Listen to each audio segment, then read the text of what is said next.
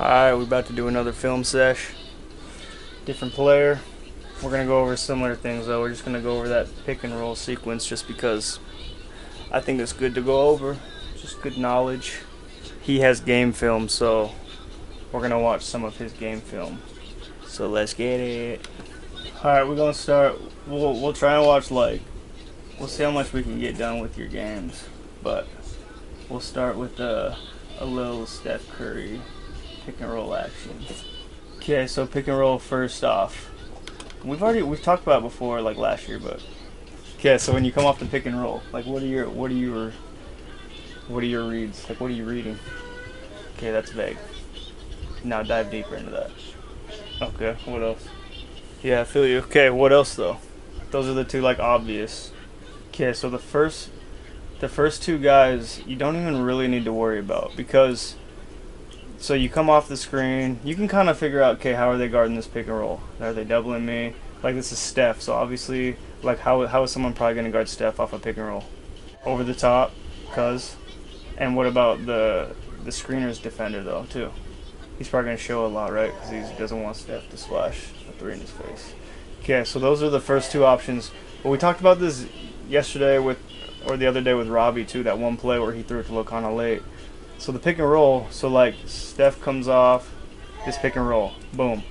Okay, so his defender's behind him. You got the screen guy showing.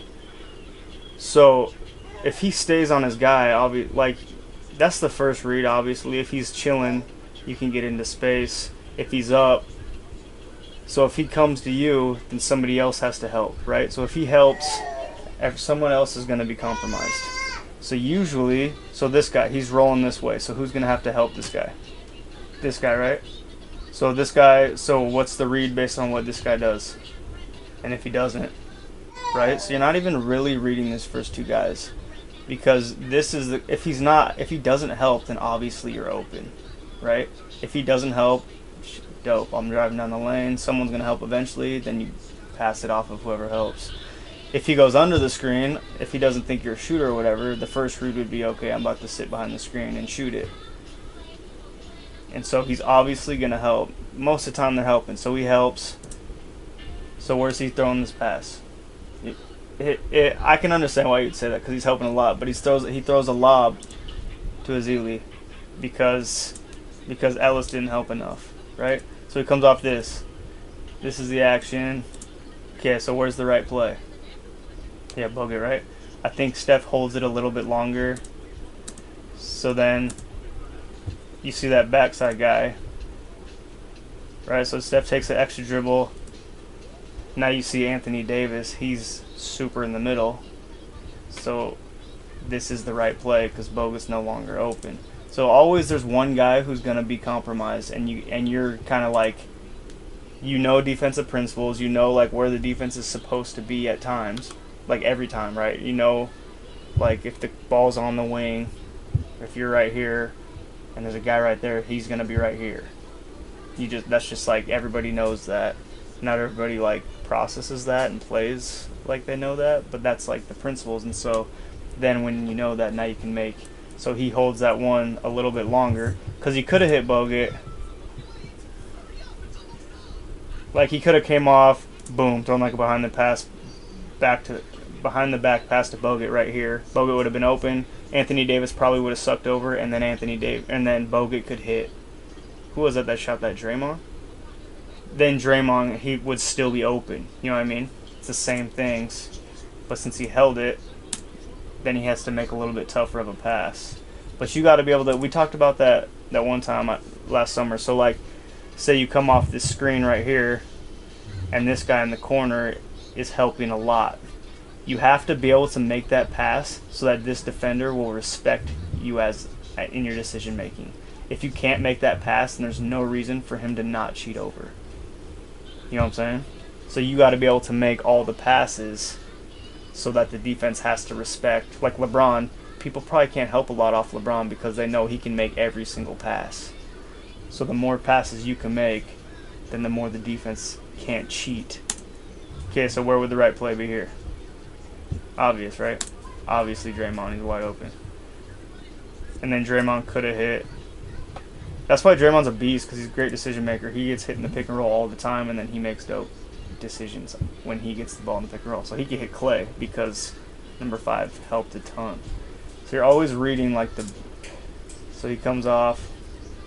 His guy helps, but you see the reason. So why go to Draymond though? Okay, his guy's helping, but that's the first layer. What's the deeper layer that why you would go to Draymond? The next level, because this is the guy that you're reading. Wherever he's at, that's the open guy. So obviously Draymond's open, but it's not because Zach Randolph helps, because Zach Randolph's going to help that screen every single time. So the determining factor of whether Draymond's open is if this guy slides over or not. So that's what you're reading. It seems obvious when you're watching it, but you got to understand like why it's obvious.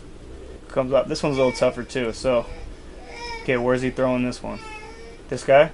Yeah. So Napier's kind of in between.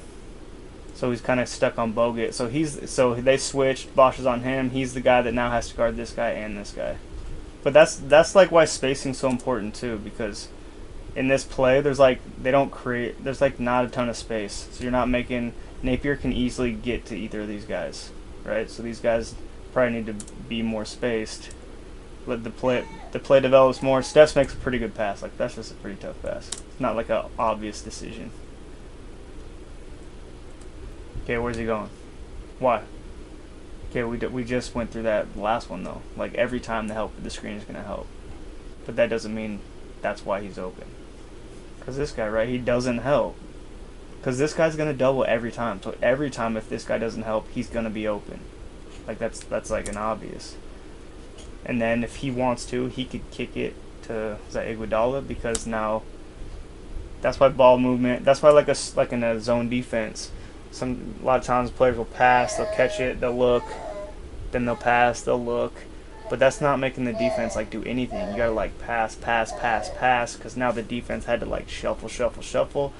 Now there's gonna be lanes because everyone's gonna be scrambling. If you don't make the defense scramble, there's never gonna be a chance for like help side. So it comes off. Where are you going with this one? So Lee's open. Lee's like right here, but I don't know where he's gonna pass it unless he goes behind the back. If JJ stays, then he's probably gonna skip it. Or see, he takes an extra dribble. See, he holds the ball longer. So now JJ's running back, so he's probably going to go to Lee.